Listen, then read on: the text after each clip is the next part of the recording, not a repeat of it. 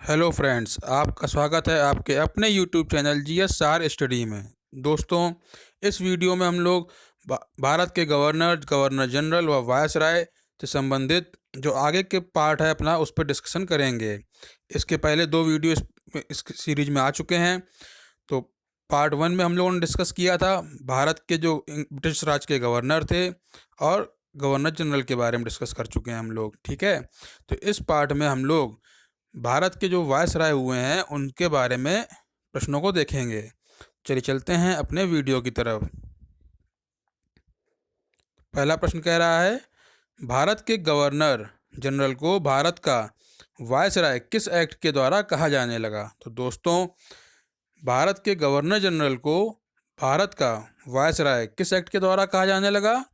तो ये 1858 में भारतीय शासन अधिनियम एक आया था, तो उसी के द्वारा जो है भारत का गवर्नर जनरल भारत का वायसराय कहा जाने लगा था। इसका सही आंसर है ऑप्शन नंबर 3, 1858 का भारतीय शासन अधिनियम। अगला प्रश्न देखते हैं, भारत का अंतिम गवर्नर जनरल कौन था? तो दोस्तों, भारत का अंतिम गवर्नर जनरल थे लॉर्ड कैनिंग। इसका सही आंसर है option number 2, Lord Canning Bharat के अंतिम गवर्नर जनरल थे। क्योंकि जब 1858 का भारतीय शासन अधिनियम आया उस टाइम पर लॉर्ड कैनिंग ही भारत के गवर्नर जनरल थे। ठीक है, तो वही जो है अंतिम गवर्नर जनरल कहे जाएंगे भारत के। अगला प्रश्न देखते हैं, भारत का पहला वायसराय कौन था? तो दोस्तों, लॉर्ड कैनिंग जो थे वो भारत के पहले वायसराय थे। इसका सही आंसर है ऑप्शन नंबर 1, लॉर्ड कैनिंग। 1858 के भारतीय शासन अधिनियम जब लागू हुआ उस टाइम पर भारत के गवर्नर जनरल कौन थे? हम लोगों ने पढ़ा अभी, लॉर्ड कैनिंग। तो उन्हीं को जो है भारत का पहला वायसराय नियुक्त कर दिया गया था। ठीक है, ब्रिटिश साम्राज्य के द्वारा। अगला प्रश्न देखते हैं, 1857 के विद्रोह के समय भारत का गवर्नर जनरल कौन था? तो दोस्तों, 1857 का जो विद्रोह हुआ था, ठीक है, जिसको भारत की स्वतंत्रता संग्राम का पहला विद्रोह भी कहा जाता है, तो उस टाइम पर भारत का गवर्नर जनरल कौन था? तो ये हुआ था लॉर्ड कैनिंग के शासनकाल में। लॉर्ड कैनिंग 1857 के विद्रोह के समय भारत के गवर्नर जनरल थे। सही आंसर है इस क्वेश्चन का ऑप्शन नंबर 1, लॉर्ड कैनिंग। अगला प्रश्न देखते हैं, विधवा पुनर्विवाह अधिनियम कब पारित किया गया? तो दोस्तों, विधवा पुनर्विवाह अधिनियम स्वतंत्र रूप से लागू किया गया था 1856 में, 1856। तो इसका सही आंसर है ऑप्शन नंबर 3, 1856 में विधवा पुनर्विवाह अधिनियम स्वतंत्र रूप से लागू किया गया। और ये लागू किसने किया था दोस्तों? लॉर्ड कैनिंग ने। लॉर्ड कैनिंग जब भारत के गवर्नर जनरल थे तब उन्होंने इसको लागू किया। ये अभी गवर्नर जनरल ही थे, क्योंकि 1858 जब ईस्वी आएगी तब भारतीय शासन अधिनियम लाया जाएगा, तब इनको जो है वायसराय की उपाधि दी जाएगी। अगला प्रश्न देखते हैं, बम्बई, मद्रास तथा कलकत्ता में विश्वविद्यालयों की स्थापना कब की गई थी? तो दोस्तों, पार्ट 2 का जो वीडियो था उसमें हम लोगों ने पढ़ा था कि शिक्षा सुधार में जो है लॉर्ड डलहौजी ने वुड डिस्पैच 1854 में लागू किया था। इसके तहत कलकत्ता, मद्रास व बम्बई में एक एक विश्वविद्यालय की स्थापना की गई थी। ठीक है, किसके अंतर्गत?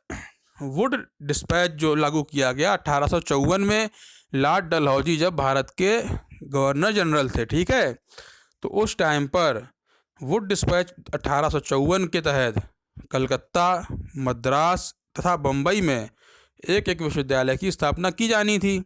तो वो कब की गई? 1857 में की गई दोस्तों। इसका सही आंसर है ऑप्शन नंबर 4, 1857। ये उस टाइम पे किया गया जब लॉर्ड कैनिंग जो थे वो भारत के गवर्नर जनरल थे। ठीक है, अगला प्रश्न देखते हैं, कलकत्ता, बम्बई तथा मद्रास में उच्च न्यायालय की स्थापना किसके समय में की गई? तो दोस्तों, कलकत्ता, बम्बई तथा मद्रास में उच्च न्यायालय की स्थापना की गई लॉर्ड कैनिंग के समय में। किसके समय में? Lord Canning. इसका सही आंसर है ऑप्शन नंबर 3, लॉर्ड कैनिंग। भारतीय उच्च न्यायालय अधिनियम कब लाया गया?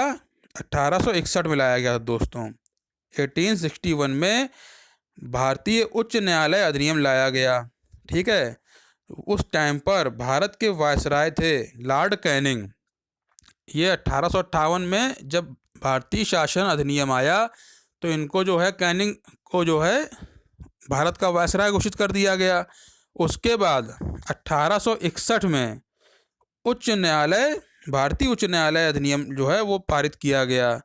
उसी के तहत कलकत्ता, बम्बई तथा मद्रास में हाई कोर्ट की स्थापना की गई थी। किसके शासनकाल में? लॉर्ड कैनिंग के समय में। इसमें एक क्वेश्चन यही बनता है कि सबसे पुराना हाई कोर्ट भारत का कौन सा है? तो दोस्तों इसका सही आंसर होगा Calcutta high court. Calcutta high court की स्थापना 1862 में की गई थी। ठीक है, उसी टाइम पे बम्बई और मद्रास में भी स्थापना की गई थी, लेकिन सबसे पहले कौन सा हाई कोर्ट बना था? कलकत्ता हाई कोर्ट दोस्तों। अगला प्रश्न देखते हैं। वहाबी आंदोलन का दमन किसने किया था? तो वहाबी आंदोलन का दमन किसने किया था दोस्तों? लॉर्ड एल्गिन ने। Lord Elgin. इसका सही आंसर है ऑप्शन नंबर 2। जब लॉर्ड एल्गिन भारत के वायसराय थे उस टाइम पर वहाबी आंदोलन हुआ और उसको समाप्त किया था लॉर्ड एल्गिन ने। वहाबी आंदोलन का दमन किया लॉर्ड एल्गिन ने। दोस्तों लॉर्ड कैनिंग इस टाइम पर जो है वो वायसराय नहीं रहे थे, तो इनका जो शासनकाल था वो चला था 1856 से लेके 1862 तक। ठीक है, कब तक? 1862 तक लॉर्ड कैनिंग वायसराय थे भारत के। ठीक है, और लॉर्ड कैनिंग ने ही भारतीय दंड संहिता जो कि 1858 में लागू किया था और दंड प्रक्रिया संहिता 1859 में लागू किया था। इसको ये भी आपको याद रखना है। अगला प्रश्न देखते हैं। शानदार निष्क्रियता के नाम से किसे जाना जाता है? तो दोस्तों शानदार निष्क्रियता के नाम से जाना जाता है अहस्तक्षेप नीति को। किसको? अहस्तक्षेप नीति को। इसका सही आंसर है ऑप्शन नंबर 2, अहस्तक्षेप नीति। दोस्तों ये जो नीति थी अहस्तक्षेप नीति, ये अफगानिस्तान से संबंध में थी। ठीक है, किसके संबंध में थी? अफगानिस्तान के संबंध में थी। इसको अपनाया किसने था? लॉर्ड लॉरेंस ने। जिस टाइम पर भारत के वायसराय लॉर्ड लॉरेंस थे, ठीक है, उनका पूरा नाम था सर जॉन लॉरेंस। ठीक है, इन्होंने हस्तक्षेप नीति अपनाई थी अफगानिस्तान के संबंध में, जिसको नाम दिया गया था शानदार निष्क्रियता की नीति। अगला प्रश्न देखते हैं। लॉर्ड लॉरेंस ने किसके नेतृत्व में अकाल आयोग का गठन किया था? दोस्तों भारत में कई बार अकाल पड़ा है, तो जब लॉर्ड लॉरेंस के समय में अकाल पड़ा तो लॉर्ड लॉरेंस ने किसके नेतृत्व में अकाल आयोग का गठन किया था? हेनरी कैंपबेल के नेतृत्व में। इसका सही आंसर है ऑप्शन नंबर 2, हेनरी कैंपबेल के जो लॉर्ड लॉरेंस थे इन्होंने अकाल आयोग का गठन किया, उसके अध्यक्ष बनाए गए हेनरी कैंपबेल को। ठीक है, अगला प्रश्न देखते हैं। भारत व यूरोप के बीच प्रथम समुद्री टेलीग्राफ सेवा कब प्रारंभ हुई थी? तो जो सबसे पहली भारत व यूरोप के बीच समुद्री टेलीग्राफ सेवा प्रारंभ हुई थी तो वो कब प्रारंभ हुई दोस्तों?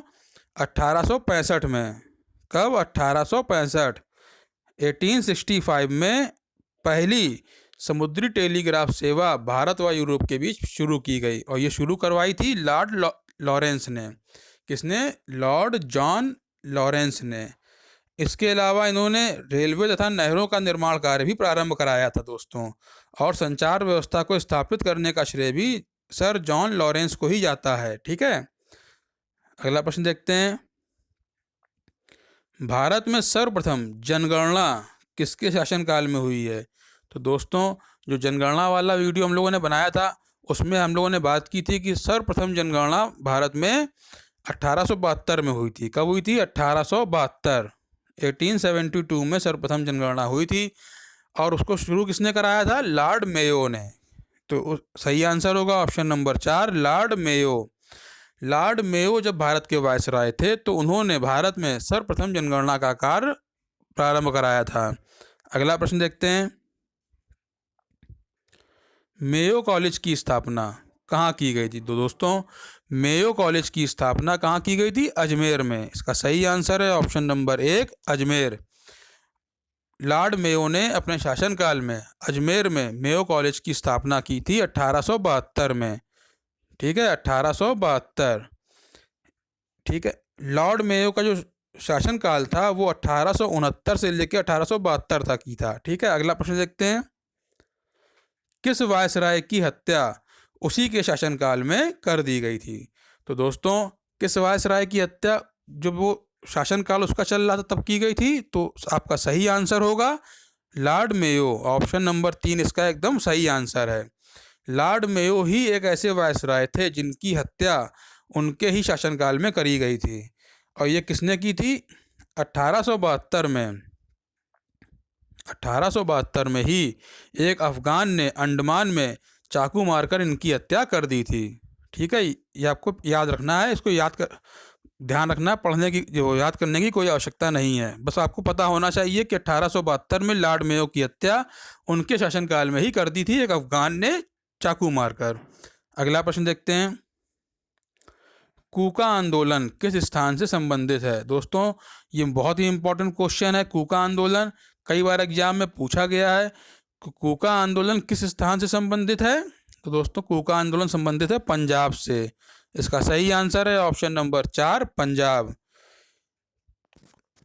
इस समय भारत का वायसराय था लॉर्ड नॉर्थब्रुक। भारत का वायसराय कौन था इस टाइम पर? Lord Northbrook. ठीक है, ये हुआ था 1872 में। 1872 में कूका आंदोलन हुआ था और ये संबंधित है पंजाब से। ठीक है दोस्तों, अगला प्रश्न देखते हैं।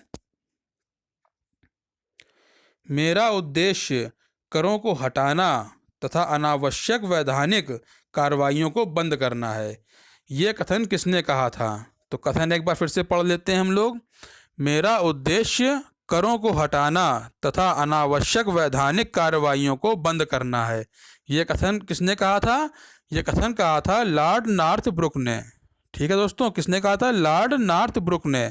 इसका सही आंसर है ऑप्शन नंबर 3 लॉर्ड नॉर्थब्रुक। अगला प्रश्न देखते हैं। ओवन मेरिडिथ के नाम से किसे जानते थे? ओवन मेरिडिथ के नाम से किसे जानते थे? तो दोस्तों ओवन मेरिडिथ के नाम से हम लोग जानते थे लॉर्ड लिटन को। लॉर्ड लिटन को जानते थे। इसका सही आंसर है ऑप्शन नंबर 1 लॉर्ड लिटन को ओवन मेरिडिथ इसलिए कहा जाता था दोस्तों क्योंकि ये बहुत ही फेमस उपन्यासकार थे, ये निबंध लेखक भी थे और साहित्यकार थे। ठीक है, लॉर्ड लिटन जो थे जब भारत के वायसराय बने, ठीक है, तो ये एक बहुत ही प्रसिद्ध उपन्यासकार, निबंध लेखक तथा साहित्यकार थे। इसीलिए इनको ओवन मेरिडिथ के नाम से भी जाना जाता था। ये उस नाम से भी ये सारे उपन्यास और निबंध वगैरह लिखा करते थे। ठीक है, अगला प्रश्न देखते हैं। लॉर्ड लिटन ने किसकी अध्यक्षता में अकाल आयोग की स्थापना की थी? तो दोस्तों लॉर्ड लिटन जब भारत के वायसराय थे उस टाइम पर भी भारत में अकाल पड़ा था। वो कहाँ पड़ा था? दक्कन में पड़ा था। 1876 से लेके 1878 तक। 1876 से लेके 1878 तक जो है भारत में अकाल पड़ा दक्कन में। तो उस टाइम पर लॉर्ड लिटन ने एक अकाल आयोग की स्थापना करी। तो उसकी अध्यक्षता किसने की थी? रिचर्ड स्ट्रेची ने की थी। इसका सही आंसर है ऑप्शन नंबर 2 रिचर्ड स्ट्रेची ने की थी। ठीक है, और ये आयोग का गठन किया गया था 1878 में। कब किया गया दोस्तों? 1878 में, 1878 में एक अकाल आयोग की स्थापना की थी लॉर्ड लिटन ने, जिसकी अध्यक्षता की थी रिचर्ड स्ट्रेची ने। ठीक है, अगला प्रश्न देखते हैं। महारानी विक्टोरिया को कैसर ए हिंद की उपाधि कब दी गई थी? तो दोस्तों महारानी विक्टोरिया को कैसर ए हिंद की उपाधि कब दी गई थी? 1877 में। कब दी गई? 1877 में। इसका सही आंसर है ऑप्शन नंबर 3।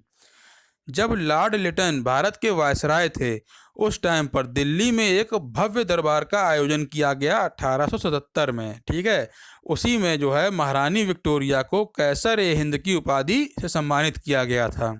ये आपको पता होना चाहिए। तो क्वेश्चन ये पूछ सकता है कि कैसर ए हिंद की उपाधि किसको किसको दी गई, तो आपका एक आंसर होगा महारानी विक्टोरिया, अगर वो ऑप्शन में अवेलेबल होगा। अगला प्रश्न देखते हैं, वर्नाकुलर प्रेस एक्ट कब पारित किया गया था? दोस्तों, वर्नाक्यूलर प्रेस एक्ट पारित किया गया था 1878 में, 1878 में। ठीक है, ऑप्शन नंबर 3 इसका सही आंसर है, 1878।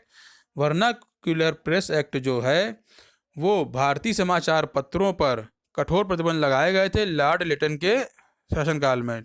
ठीक है, इसको क्या कहते हैं, भारतीय समाचार पत्र अधिनियम भी कहा जाता है। वर्नाकुलर प्रेस एक्ट को भारतीय समाचार पत्र अधिनियम भी कहा गया। ठीक है, इसमें भारतीय समाचार पत्रों पर कठोर प्रतिबंध लगा दिए गए थे, और एक जो है ऐसा इसलिए किया गया था क्योंकि जो राष्ट्रवादी समाचार पत्र था सोम प्रकाश करके, सोम प्रकाश जो था एक राष्ट्रवादी समाचार पत्र था, उसको प्रतिबंधित करने के लिए ये पर्टिकुलर प्रेस एक्ट लाया गया था। अंग्रेज नहीं चाहते थे कि सोम प्रकाश नामक जो समाचार पत्र था, जो भारत में राष्ट्र प्रेम की भावना फैला रहा था, वो प्रचारित हो। ठीक है, इसलिए ये प्रेस एक्ट लाया गया और उस पर प्रतिबंध लगा दिया गया। ठीक है, आपको यही पता होना चाहिए कि एक अखबार ऐसा था जिसने इस प्रेस एक्ट का जो है समर्थन किया था, वो उस अखबार का नाम था पायनियर अखबार। ठीक है, पायनियर अखबार जो था इस एक्ट के समर्थन में था। किस एक्ट के? वर्नाकुलर प्रेस एक्ट के समर्थन में। ये कब पारित किया गया? 1878 में पारित किया गया। अगला प्रश्न देखते हैं, इंडियन आर्म्स एक्ट किसके शासनकाल में लागू किया गया था?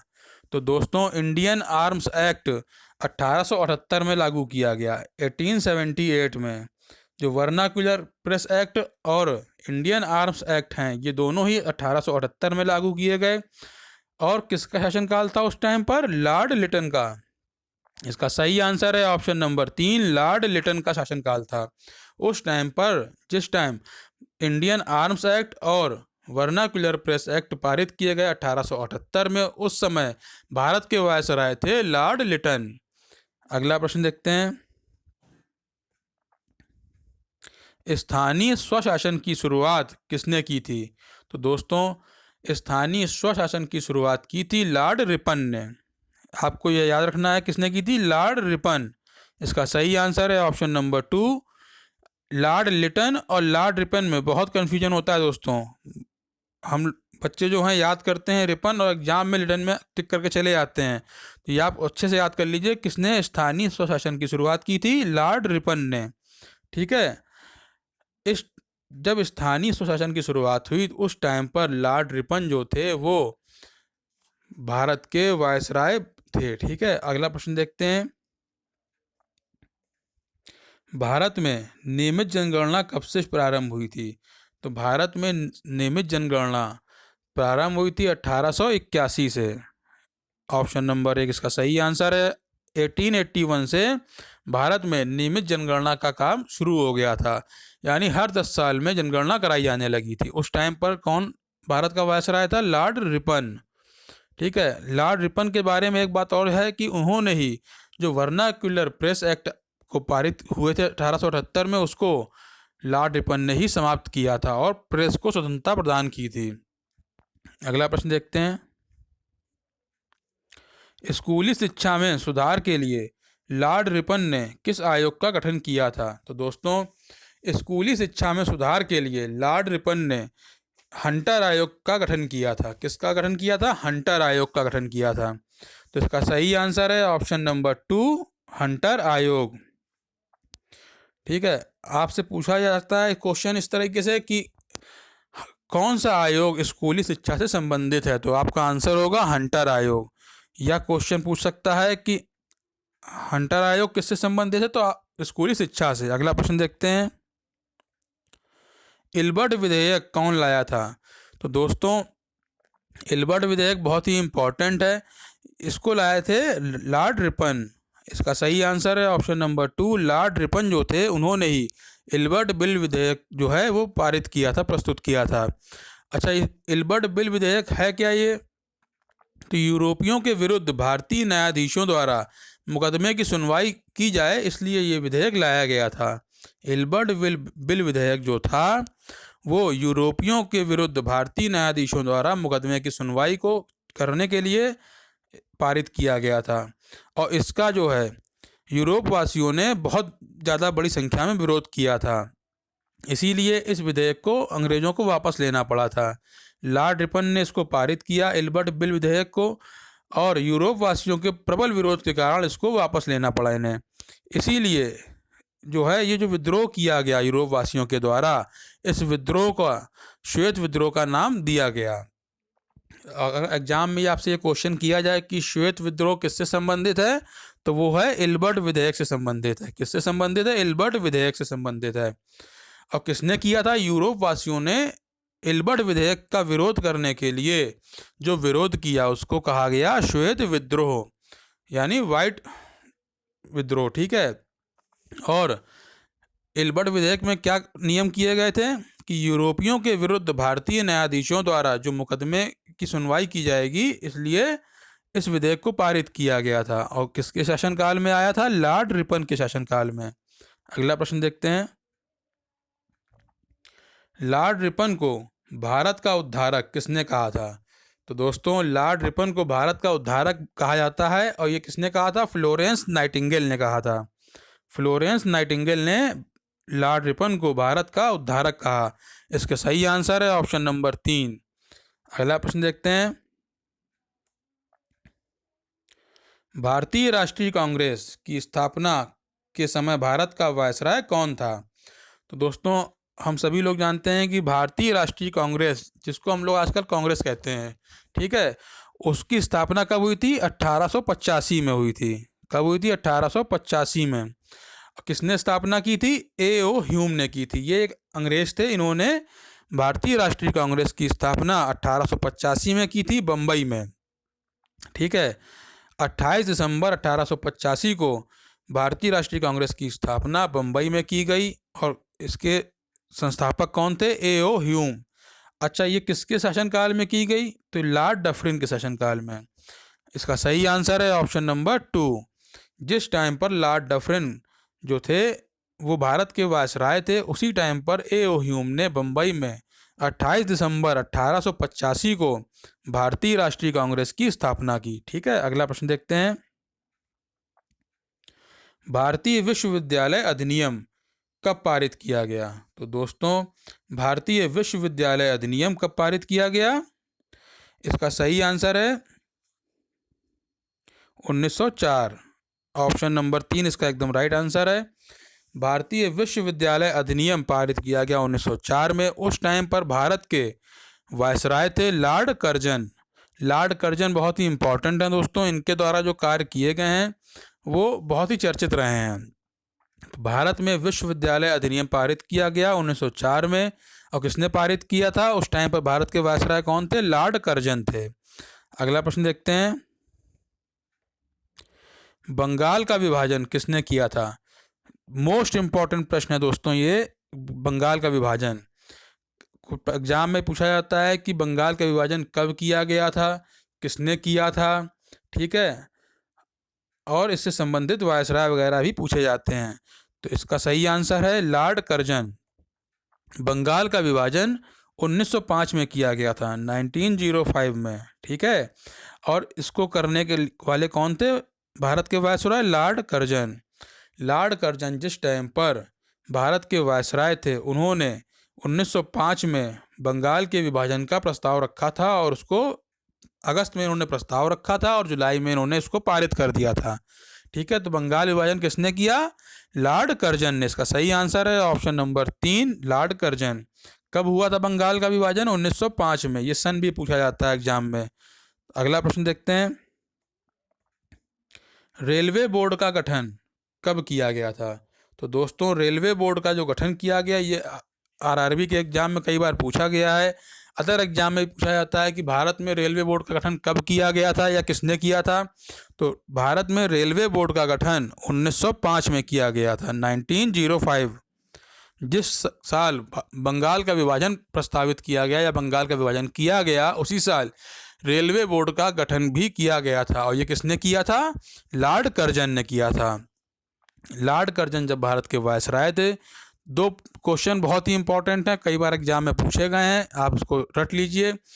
लॉर्ड कर्जन जब भारत के वायसराय थे तो उसी साल तो 1905 में 1905 में, ठीक है, 1905 में रेलवे बोर्ड का गठन किया था और बंगाल का विभाजन किया था। ये दोनों क्वेश्चन आप लोग अच्छे से याद कर लीजिए। अगला प्रश्न देखते हैं, भारतीय पुरातत्व विभाग की स्थापना किसने की थी? जो पुरानी इमारतें होती हैं या पुराने स्थल होते हैं ऐतिहासिक महत्व वाले, उनकी जो देखभाल करता है विभाग, उसको कहते हैं भारतीय पुरातत्व विभाग, ठीक है।